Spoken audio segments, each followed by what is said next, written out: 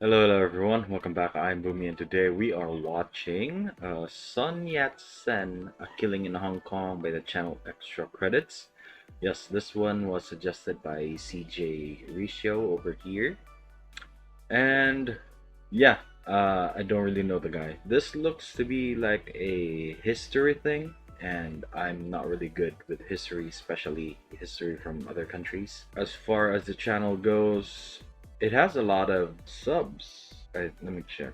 Yeah, 2.6 million subs, but I have never heard of it before. Probably because they tackle more on history stuff, which I'm not really into. So that's probably why I've never heard of it. But yeah, since this was a suggestion, I'll be happy to take a look at it. Hopefully, it will be good. It looks to be animated. It also looks to be a multi-parter. So if you want me to check out the other parts, do let me know down in the comments. And yeah, let's just check that out. So remember, if you like the reactions, don't forget to leave a like, let me know your thoughts on the video down in the comment section below, and consider subscribing. Also, don't forget to leave your suggestions down in the comments as well. That being said, let's go ahead and watch the video. 1901, Hong Kong. Young Koo-wan, architect of the Guangzhou Uprising, sits teaching English on the second floor of his house. His 2-year-old son bounces on his lap. It feels good to be home. Exile didn't suit him. His revolutionary partner, currently living in hiding, had warned him that he was in danger, that a price was on their heads. That's why it's But probably going to not be here. Sun Not in Yat-sen. Hong Kong. The British would protect him. He keeps a revolver on his desk, though, just in case. There's a commotion on the stairs. Students look over their shoulders. The door bursts open. Gangsters enter, waving guns. Whoa, Young throws his son on the floor. triads. He lifts up a dictionary to shield himself and reaches for the revolver. His son screams. By the way, I like how he's putting it in a whole, like, it almost looks like a storyboard or a comic, which is very interesting and very entertaining to me. So yeah, I'm liking this already. Hopefully, I can retain enough of it to actually get a sense of the whole story, because like I said, I'm not really into history that much. So I guess we'll see. Pupils scramble out of the way. The gang leader fires. Young thumps Really, face down on the desk. in The assassins in a flee downstairs classroom? and disappear into the narrow alleys, excited to collect their bounty from Qing officials. Rebels die. That's the rule. And there was no greater rebel than young Kuan. Well, Okay, so he there was a was rebel. one. The man's partner, Sun Yat-sen.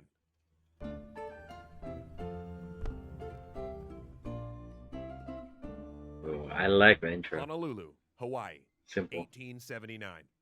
Sun Yat-sen would have many names in his life. All Chinese men did then. He'd have his genealogical name, his baptism name, his courtesy name, but he would also have others. Names with false passports to back them up.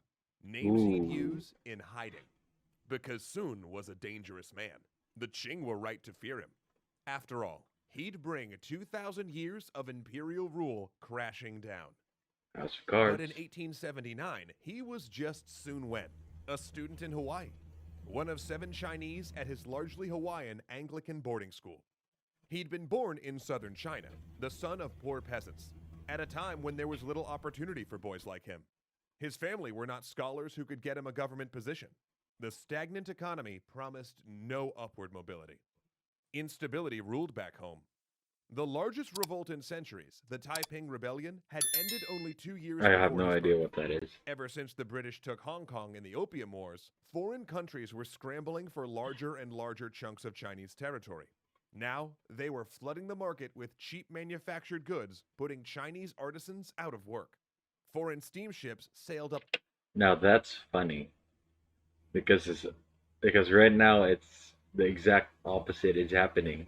We I'm not sure about in your guys' country. I know that a lot of Americans watch my videos, but here in the Philippines we have this thing called, well, we call it made in China. If it breaks easy, it's probably made in China because it's cheap and not well constructed. So yeah, Right now, Chinese, no, not Chinese, China is flooding the market with a lot of cheap stuff that makes, well, our artisans out of jobs, basically. The rivers, bringing in goods and bringing out coal. Opium still ravaged the country. Imperial attempts at modernization inevitably failed due to mismanagement and corruption. Even when the government did adopt new technologies, like steamships, they had to finance them through foreign capital and hire foreign engineers. No, And yet the Qing government, there's gonna be a debt. northern ethnic minority perceived as foreign occupiers, kept insisting on the supremacy of their culture and deciding there was no need for change. Many Chinese had gone overseas. In fact, Sun's own brother went to the Kingdom of Hawaii to work in the sugarcane fields Kingdom, and soon saved up for a Kingdom of shop and Hawaii. ranch. Sun and his mother followed him. The schools were better, that was sure. At least they were for lucky kids with brothers who made enough to pay the tuition. Here, unlike his village school, he got an education that opened the world. He picked up English fast. So fast that he was soon writing for the school newspaper and received What? an award from the king. But that wasn't That was all. quick. He learned about British and American legal I guess systems, he's smart. constitutional government, democracy, and Western history, with an Freedom. emphasis on the American Revolution, Glorious Revolution, and unification of Germany and Italy. When he graduated, Glorious Revolution. I've never heard of that. That sounds awfully Russian. he moved on to college-level courses at a missionary school. Here, the curriculum was more specifically American, imbued with a particular brand of New World optimism and dogma of self-betterment. But it Mhm. also exposed him to Protestantism. And when he came home one day asking permission to be Religion. baptized, his brother figured enough was enough. He sent Sun home. But those years in Hawaii had changed the 17-year-old Sun. He now saw his village as backwards and superstitious, and tried to fix that by tearing down one of the gods at the local temple. The No. act got him banished, and there was only one place for him to go. That was mighty ballsy of him to do that, especially in a very traditional place. I mean, I come from a very traditional family myself. Well, not that traditional, but their thinking is traditional.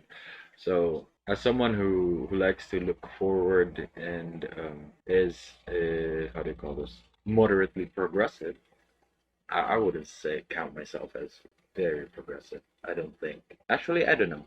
But regardless, it's very hard to change minds here. They are so set in their ways. It's not even funny anymore. Go. Hong Kong, 1883. Hong Kong was something totally different from Honolulu. This was a true city, a little Victorian England in the middle of Asia. Technology, banking, modern transportation, clean streets, and massive buildings. The contrast between his poor village and this metropolis laid bare to him how foolish the Qing had been not to modernize. He was only 50 miles from home. The next few years were a blur. He enrolled in college, got married, his parents arranged it, and was baptized Of a course. Christian. Sun Of decided course he it was wanted an to help arranged people, marriage. so he got a medical degree. But Hong Kong didn't recognize his degree. So he opened a pharmacy in Macau and later Guangzhou, earning a reputation for giving away free medicine. But medicine wasn't his only pursuit. He developed a group of friends Drugs? in Hong Kong, middle-class professionals like him who loved to talk politics. Several had connections with anti-Qing societies, and they began talking openly about overthrowing the emperor and replacing him with a Ooh. democracy. Theoretically at first, No wonder why his friends got assassinated. That is very dangerous. then in specifics. The group became so notorious for their radical talk, people nicknamed them the Four Desperados. And as they talked, the century of humiliation marched on. The Qing lost Korea to the Japanese and Vietnam to France. Western countries were building railways through the country, with corridors along the tracks where Chinese law didn't apply. The Empress Dowager increasingly pulled strings of government. More Chinese territory got ceded to foreign control. Everyone from Germany to Italy to Oh man, Belgium was pizza. taking I a like to piece. eat pizza. But there was an undercurrent of hope. In 1884, he'd seen Hong Kong dock workers refuse to repair a French warship damaged while fighting Chinese forces. And he met men in Hong Kong who believed it was possible to reform the Qing state.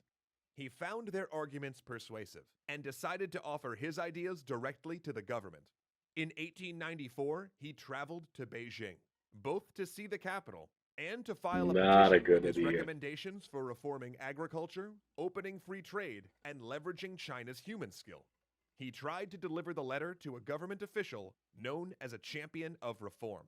The man refused Got to see shot it. down. Yeah. This rejection incensed Sun, but it was more than that.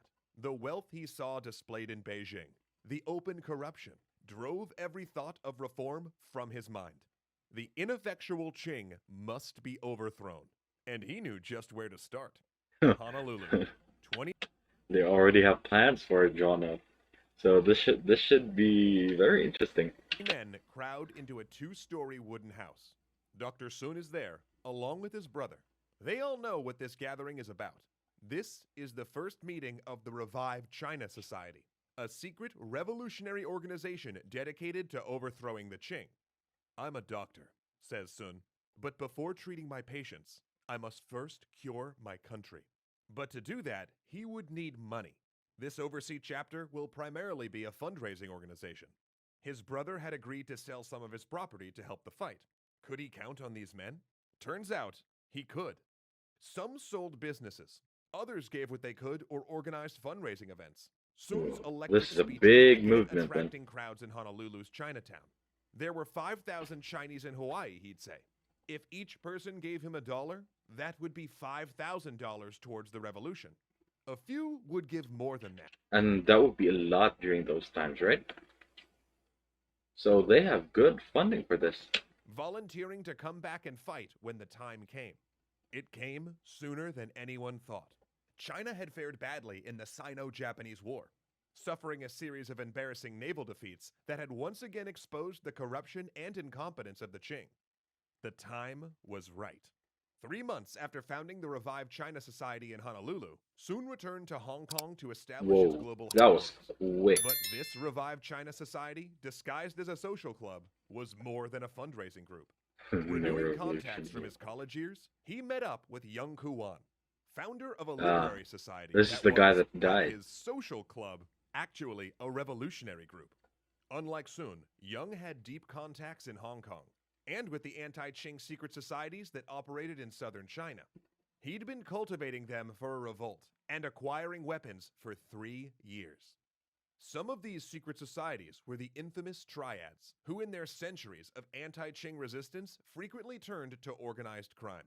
Soon, ever pragmatic, turned a The blind eye. Chinese triads. The two groups merged, appointing Young chairman of the Revived China Society and taking a pledge to Then, so the gangsters that shot this guy, the green guy, what's his name? I forgot. But so those weren't the triads then. They were another group of gangsters. expel the Qing, restore Chinese rule, and establish a federal republic. They greenlit the uprising. Sun's longtime friend, Liu Haodong, made them a flag to fight under. A white sun on a blue sky. Taiwan? It was time to rise. With the war ending, thousands of discharged soldiers were milling around Is that Guangzhou, also the known as Taiwanese Canton. flag? Angry, defeated, and frequently unpaid, they were joining triad groups and revolutionary societies in steady numbers. If Sun and his comrades could start an uprising, they reasoned the people would join them. They recruited 3,000 triads. When activated, they'd assemble in Hong Kong and catch a ferry to Guangzhou. Then they'd break into units That's to a hit their lot of designated people. targets. Some would seize government offices or bottle up troops and police. Others would capture or kill local officials. Sun quietly moved to Guangzhou, presenting himself as a head of an agricultural society to explain the strange coming and goings. He set up a religious bookshop as a front. There were spiritual pamphlets out front. That was and nice. arms That's a patched in nice the back. cover. Contacts in Hong Kong shipped him loads of revolvers hidden in barrels labeled cement. Triads surveilled government buildings and shadowed targets. And they chose a date, October 26th, a festival day where busy street celebrations could provide cover as the strike force got into position. It was an Interesting. auspicious date, the 9th day of the 9th lunar month. Yet it would all go so wrong. So wrong. All right, that was a really good one. I'm invested for some reason. I'm invested in the story. It's very interesting. The logo for the flag, if I'm not mistaken, that looks like the logo for Taiwan, right? I mean, now I think Taiwan is already as a SNR is pizza place. Um, SAR, Special Administrative Region of China. The same with Hong Kong. Hmm. So this may, if I'm not wrong with my flags, this may be the start of Taiwan then, because I don't think you mentioned Taiwan with any other countries that were captured or how do you call this, uh, given or taken from China. So yeah, this is a very interesting story. If you want me to continue, do let me know down in the comment section. If enough people want me to continue, I will go ahead and do so. So yeah, that's just gonna be it for me today, guys. Link to my Twitter is down in the description below. Go and check it out if you want to. And if you're new here and enjoyed the video, don't forget to leave a like. Let me know your thoughts on the video down in the comment section below and consider subscribing. Also, don't forget to leave your suggestions on what I should check out next. That being said, thank you so much for watching and I'll see you all next time. Bye!